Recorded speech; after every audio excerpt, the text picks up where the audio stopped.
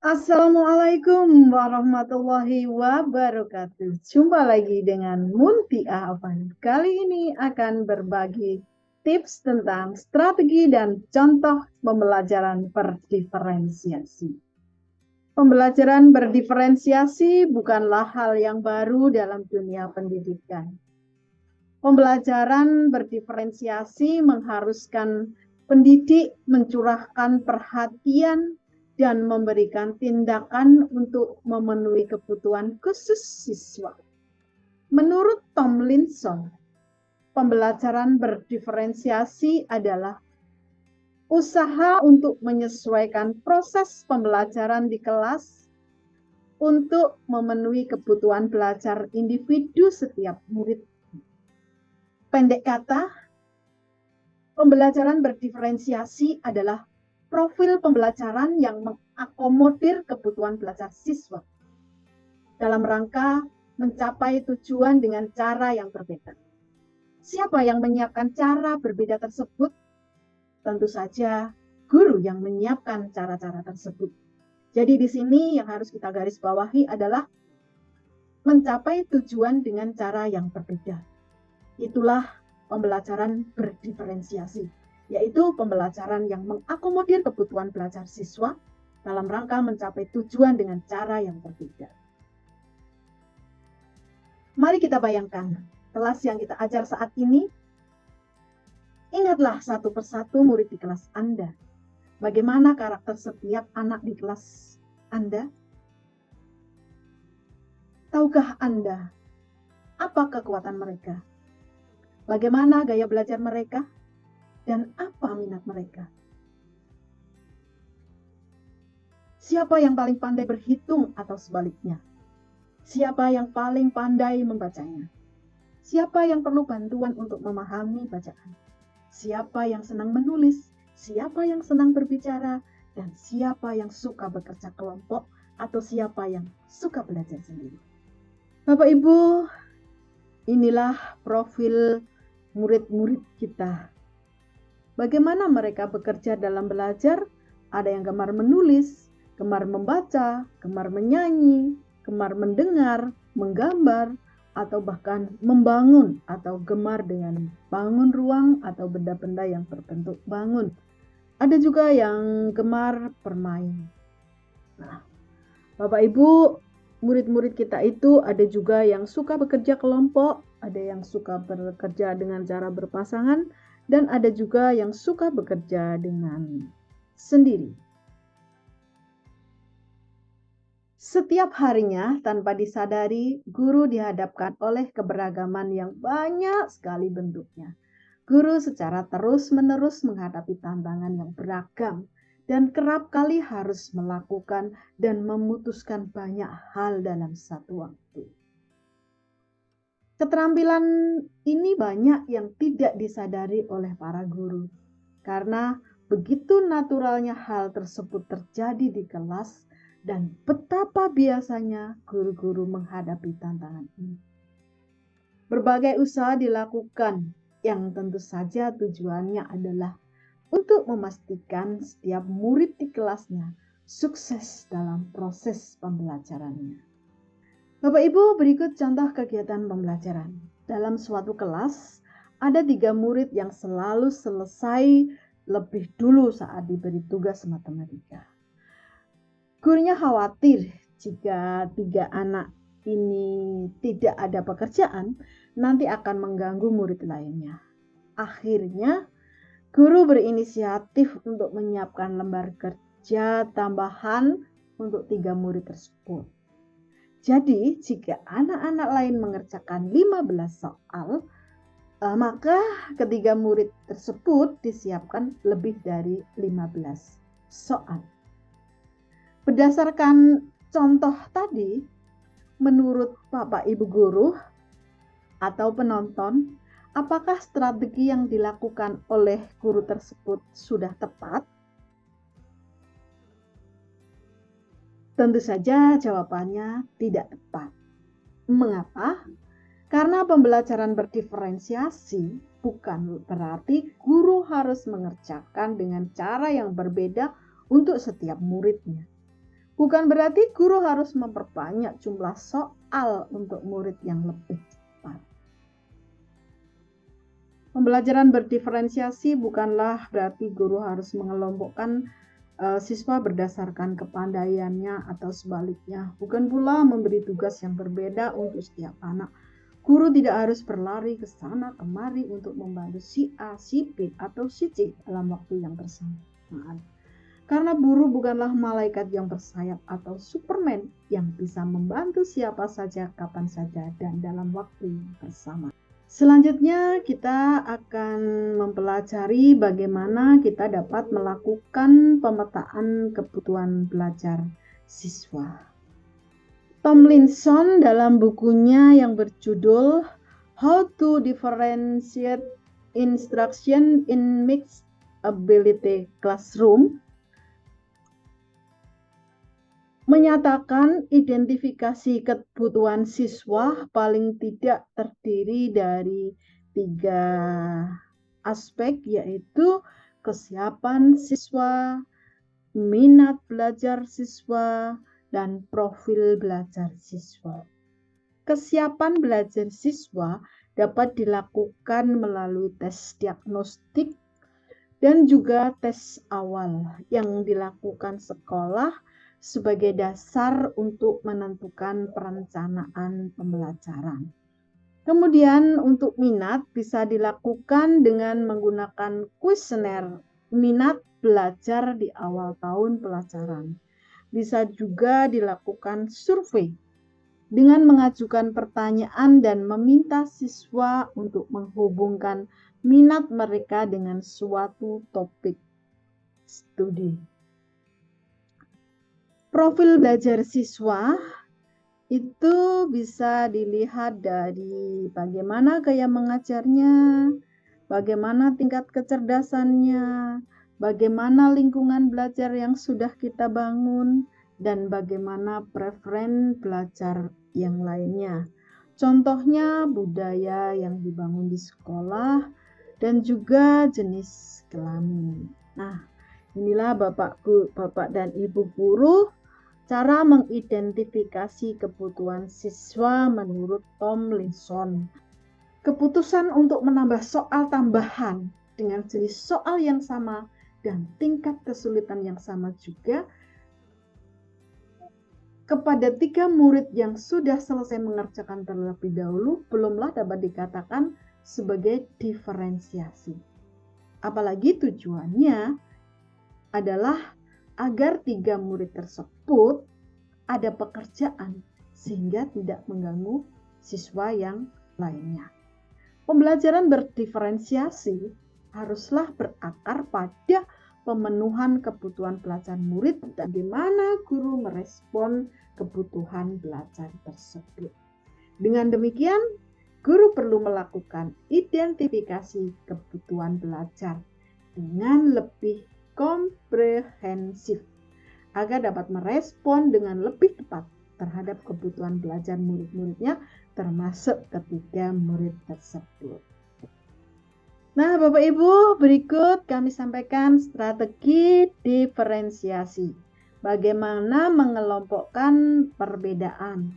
Bisa berdasarkan konten, bisa berdasarkan proses, bisa juga berdasarkan produk atau lingkungan belajar. Jadi ada 4 strategi. Untuk konten, apa yang perlu dipelajari siswa?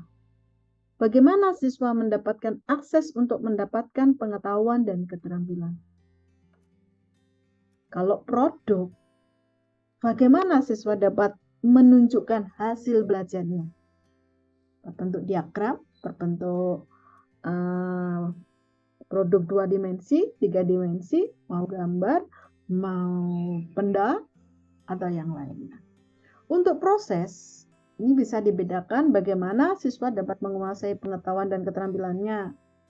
Kemudian bagaimana siswa dapat menjadikan pengetahuan dan keterampilannya tersebut menjadi miliknya. Sedangkan iklim dan lingkungan belajar, itu bisa dibedakan bagaimana susunan kelas secara fisiknya. Bagaimana iklim belajar yang menyenangkan dan memberi semangat belajar bagi siswa.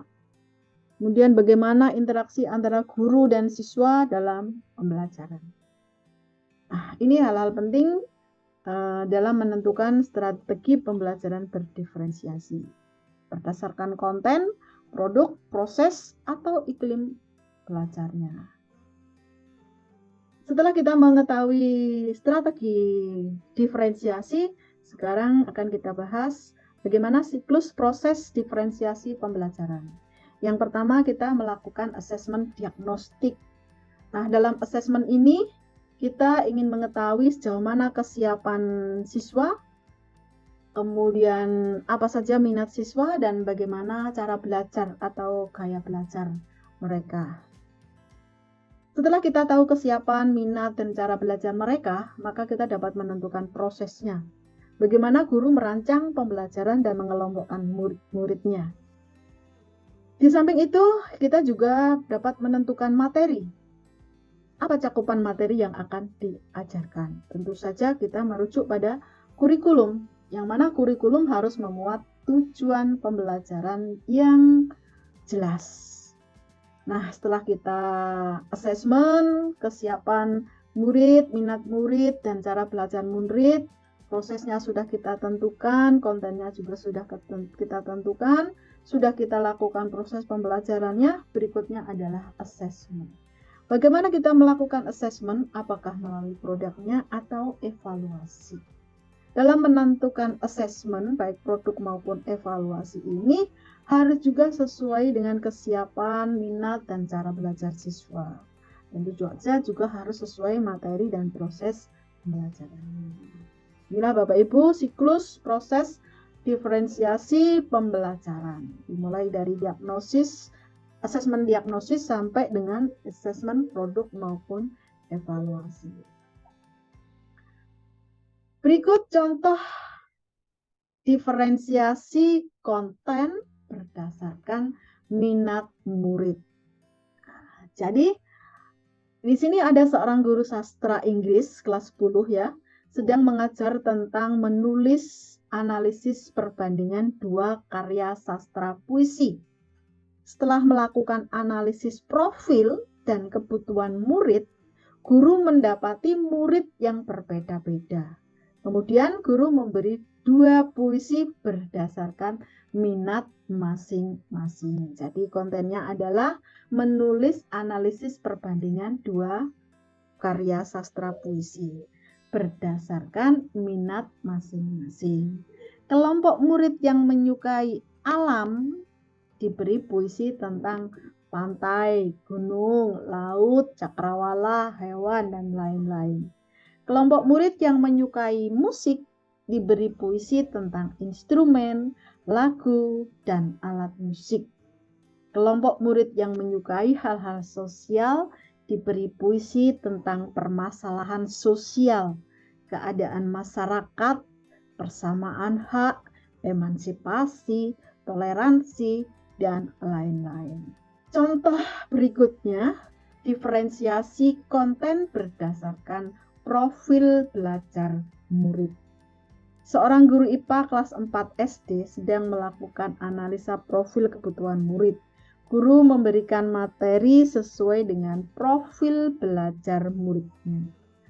Untuk yang mempunyai kecerdasan audiovisual atau yang suka dengan mendengarkan, maka materinya diberikan melalui video pembelajaran. Bagi anak yang mempunyai kecerdasan kinestetik, diberikan tugas mengobservasi lingkungan sekitar. Untuk anak yang suka guru memberi materi sesuai dengan profil belajarnya. Yang pertama, anak yang mempunyai kegemaran audiovisual diberi materi melalui video pembelajaran. Untuk anak yang mempunyai kecerdasan kinestetik diberi tugas mengobservasi lingkungan sekitar. Dengan yang ketiga, anak yang suka atau gemar audio ini diberi tugas mendengarkan lagu tentang makhluk hidup. Contoh berikutnya, diferensiasi konten berdasarkan kesiapan belajar murid. Seorang guru matematika kelas 7 mengajarkan mengenai penanganan data dan statistika. Setelah melakukan analisa kesiapan belajar murid, guru kemudian mendapati murid dapat dibagi menjadi 3 kelompok. Yang pertama, kelompok murid yang sudah paham konsep dasar statistik, baik min, median, atau modus. Kemudian yang kedua, kelompok murid yang harus mengulang pemahaman min, modus, dan median. Dan yang ketiga adalah kelompok murid yang sudah siap diberi tantangan dalam penanganan data. Untuk pembagian aktivitasnya bisa dikelompokkan berdasarkan kesiapan belajar siswa.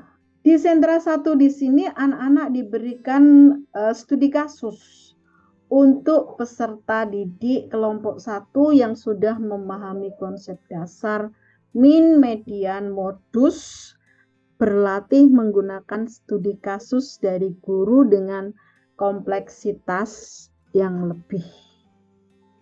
Di sentra 2, ini khusus siswa yang masih mengulang. Mereka diberi latihan soal untuk peserta didik kelompok 2 ini dijelaskan ulang, kemudian mengerjakan latihan soal yang sudah pernah dilakukan di kelas bersama dengan guru sebagai penguatan materi. Kemudian di sentra 4, Kemudian di sentra 3, ini khusus siswa yang sudah siap diberi tantangan baru. Mereka akan melakukan praktek secara mandiri. Untuk murid kelompok 3 ini mengadakan survei dengan menggunakan data dari sekolah. Lalu mengelompokkan data menjadi min, median, dan modus. Selanjutnya kami akan memberikan contoh diferensiasi proses berdasarkan kesiapan belajar murid. Kalau di awal tadi adalah contoh diferensiasi konten. Sekarang adalah contoh diferensiasi proses berdasarkan kesiapan murid. Seorang guru matematika kelas 3 SD sedang mengajarkan perkalian 2 bilangan yang terdiri dari 2 angka. Guru melakukan tes awal dan mendapatkan pemetaan berdasarkan pemahaman konsep perkalian. Berdasarkan kesiapan anak dari hasil tes awal, guru mengenalkan perkalian dengan beberapa cara. Yang pertama, kelompok murid yang membutuhkan media. Untuk penjumlahan berulang ini menggunakan tabel. Kelompok kedua adalah murid yang sudah mulai lancar penjumlahan berulang. Ini disampaikan tanpa media, langsung hitung lompat. Yang ketiga adalah kelompok murid yang sudah lancar menyelesaikan perkalian. Ini menggunakan beberapa strategi. Bisa susun pendek, bisa penyelesaian soal dengan cara panjang. Contoh diferensiasi proses berdasarkan gaya atau profil belajar murid. Di kegiatan IPA kelas 3 SD mengenai sistem pencernaan, murid dapat menggali informasi mengenai sistem pencernaan dari beberapa media berdasarkan gaya belajar atau profil siswa atau profil belajar murid.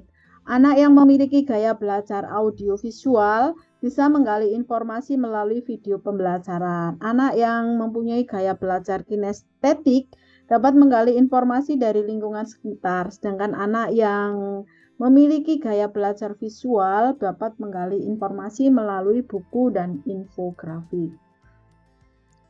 Berikut contoh diferensiasi produk. Yang pertama, berdasarkan diferensiasi produk berdasarkan minat murid. Seorang guru bahasa Indonesia kelas 5 SD memiliki tujuan pembelajaran agar murid mampu menganalisis ide pokok dari bacaan.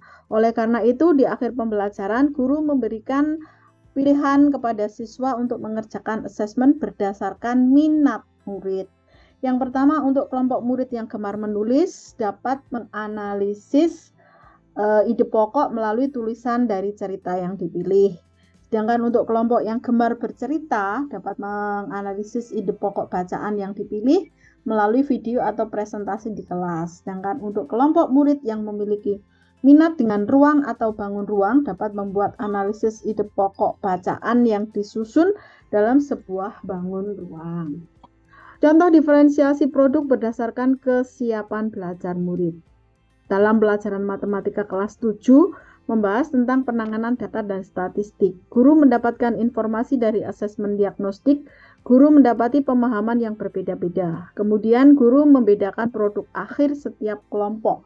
Misalnya kelompok murid yang masih harus mengulang pemahaman tentang min, median, dan modus akan diberi tugas menampilkan laporan dalam sebuah tabel dan diagram sederhana. Sedangkan kelompok murid yang sudah paham konsep dasar statistik, min, median, dan modus akan diberi tugas menampilkan laporan analisis 2 buah data menggunakan model diagram. Yang terakhir, kelompok murid yang sudah siap diberikan tantangan dalam penanganan data akan diminta untuk menampilkan laporan dalam berbagai model diagram. Contoh berikutnya, diferensiasi produk berdasarkan profil belajar murid. Tujuan pembelajaran IPS kelas 10 adalah mengimplementasikan fungsi manajemen dalam kegiatan sekolah. Dengan mempertimbangkan profil belajar murid, murid dapat melaporkan kegiatan mereka terkait manajemen kegiatan sekolah melalui produk yang berbeda-beda. Misalnya, murid yang cenderung belajar secara visual dapat memilih produk akhir berupa poster, cerita bergambar, komik, atau menjelaskan manajemen kegiatan sekolah yang telah dilakukan. Murid yang cenderung belajar secara visual dapat memilih produk akhir berupa poster, cerita bergambar, komik untuk menjelaskan manajemen kegiatan sekolah yang telah dilakukan. Untuk murid yang cenderung belajar secara kinestetis dapat membuat produk berupa role play atau bermain peran. Sedangkan murid yang cenderung belajar secara audio dapat membuat podcast atau audio pendek untuk menjelaskan manajemen sekolah yang telah dilakukan. Nah, sekarang Bapak Ibu Guru, kita sudah masuk ke diferensiasi lingkungan belajar. Contoh yang pertama, diferensiasi lingkungan belajar berdasarkan kesiapan belajar murid. Guru membagi ruangan menjadi 3 kelompok sesuai kesiapan belajar. Setelah penjelasan awal, guru membagi murid sesuai kesiapannya, kemudian meminta murid pergi ke sentra belajarnya. Di setiap sentra, guru menyampaikan materi sesuai kesiapannya. Sentra 1 untuk murid dengan kesiapan belajar awal, sentra 2 untuk murid dengan kesiapan menengah, sentra 3 untuk murid dengan kesiapan lanjutan. Contoh diferensiasi lingkungan belajar berdasarkan minat murid. Dalam pelajaran IPS, peserta didik kelas 6 sedang mempelajari pengaruh globalisasi dalam kehidupan remaja. Dari hasil analisis profil dan kebutuhan murid didapati minat yang berbeda-beda. Kemudian guru mempersilahkan murid melakukan riset dengan tema pengaruh globalisasi berdasarkan minat belajar siswa. Bagi yang berminat di film, ya berarti mempelajari pengaruh globalisasi dalam kehidupan perfilman remaja. Begitu juga anak yang berminat musik, maka pengaruh globalisasi dalam kehidupan remaja yang suka musik dan seterusnya. Contoh diferensiasi lingkungan belajar berdasarkan profil belajar murid. Ruang kelas dikondisikan dengan menyediakan pilihan tempat duduk yang menghadap jendela untuk murid yang mudah teralihkan oleh gerakan temannya. Karpet dan sofa dapat dipilih murid yang membutuhkan ruang untuk bergerak. Murid yang mudah teralihkan oleh suara diizinkan menggunakan headphone. Untuk pelajaran matematika SD misalnya, ruang kelas disesuaikan dengan menyediakan berbagai permainan seperti engklek, permainan tradisional atau yang lain untuk murid dengan gaya belajar kinestetik, menyediakan poster, infografis, atau bahan untuk murid dengan gaya belajar visual, menyediakan lagu, film musikal, dan diskusi kelompok untuk murid dengan gaya belajar auditori. Nah, Bapak Ibu, kita sudah memberikan banyak contoh. Sekarang ada beberapa miskonsepsi pembelajaran berdiferensiasi. Yang pertama, kelas diferensiasi perlu banyak guru karena masing-masing kebutuhan murid harus dilayani secara individual. Nah, ini konsep yang salah. Jadi, kelas diferensiasi tidak butuh banyak guru. Miskonsepsi kedua, diferensiasi terjebak pada pengelompokan yang kaku, statis, tanpa usaha untuk meningkatkan kemampuan murid. Ini juga pemahaman yang keliru atau salah. Yang terakhir, diferensiasi membutuhkan banyak RPP. Ini juga salah besar. Jadi, apa yang harus dipahami? Diferensiasi dalam pembelajaran tidak sama dengan pembelajaran individual. Diferensiasi dalam pembelajaran memungkinkan murid untuk menunjukkan apa yang mereka ketahui, apa yang mereka pahami, apa yang mereka pelajari dengan cara yang berbeda. Nah, parameter dari implementasi pembelajaran berdiferensiasi ini, yang pertama, apakah sekolah Bapak Ibu sudah melakukan tes diagnosis awal? Yang kedua, hasil diagnosis awal digunakan sebagai dasar membuat skenario pembelajaran. Yang ketiga, proses pembelajaran sudah mengakomodasi gaya atau profil minat dan kesiapan belajar murid. Yang keempat, proses pembelajaran sudah mengakomodasi konten, produk, proses, dan lingkungan belajar. Dan yang terakhir, parameternya hasil proses pembelajaran sebelumnya dijadikan bahan evaluasi untuk proses pembelajaran selanjutnya. Sehingga asesmennya dilaksanakan secara berkesinambungan. Demikian Bapak Ibu apa yang bisa saya sampaikan. Jangan lupa subscribe, like, dan bunyikan loncengnya. Terima kasih. Wassalamualaikum warahmatullahi wabarakatuh.